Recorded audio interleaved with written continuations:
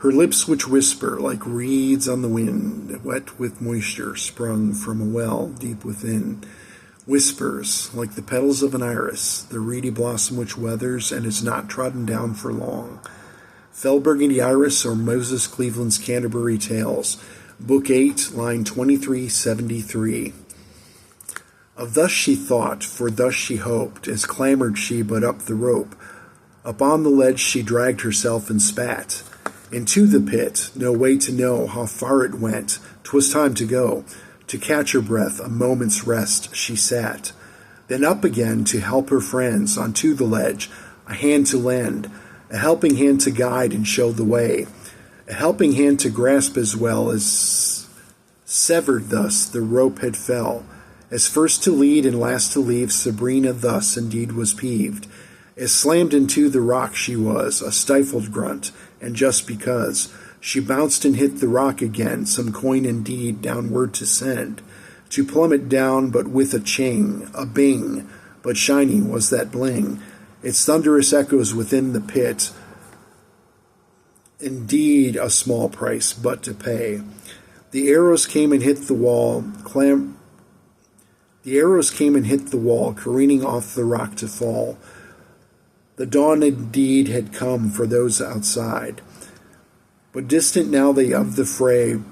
But as the night fled from the day, the fray within resumed, ne'er to subside. The ropes now cut, not all was lost, Sabrina nay to pay the cost. Her weight to bear indeed was not a bunch. Her weight to bear upon the ledge, they pulled her up, but for to dredge. As arrows hit the wall, she yet to touch. As arrows hit the wall and fell, and plinked, the fell dead yet to tell. For rose they with the coming dawn again. For rose they with the coming dawn. The bows they carried knocked and drawn, raining arrows ever they to defend. Defend, but what? And for to know, beneath the chamber yet to go. But of what lengths? For what remained below? The answer but a question be, demanding further inquiry, for to resolve, and answers for to know. Is ye for sure to pay a call, with eldritch blast and fireball, with flame the undead chamber for to cleanse? With fire and flame indeed to cleanse, the dead to doom but for to send, for scrutiny below indeed to lens. The chasm now but loomed ahead, what doom below the darkness led. The distant glow of daylight crossed the way. The distant glow, a telling glance, was not to be but left for chance, as made they slowly towards the light of day. Crossed the rope which spanned the chasm, nigh bug nor rat or protoplasm, no thought of which could dampen rising spirits. 'Twas quite a fight there down below, undead however to forego, the newly blooded shaking and in fits. A hound was barking up ahead, the steeds to guard, his passion fed, his yearning but for his returning mistress, whose air he caught upon the wind, wherever ever had she been, the tethered horses having become restless. For want of water and a comb were listless they, and primed to roam.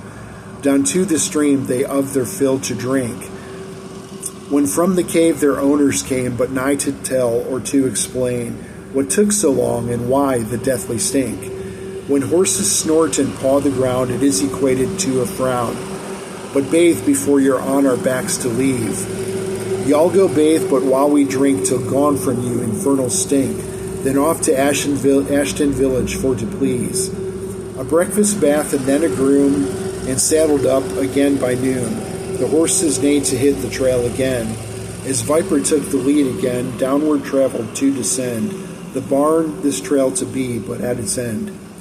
And that's the end of Book 8, 11/1/2024, Timothy P. O'Brien. It's the day I finished it. Working on Book 9. As soon as I have something, I will post it. Thank you all for listening. Love y'all, and have a nice day. Appreciate you. Good night.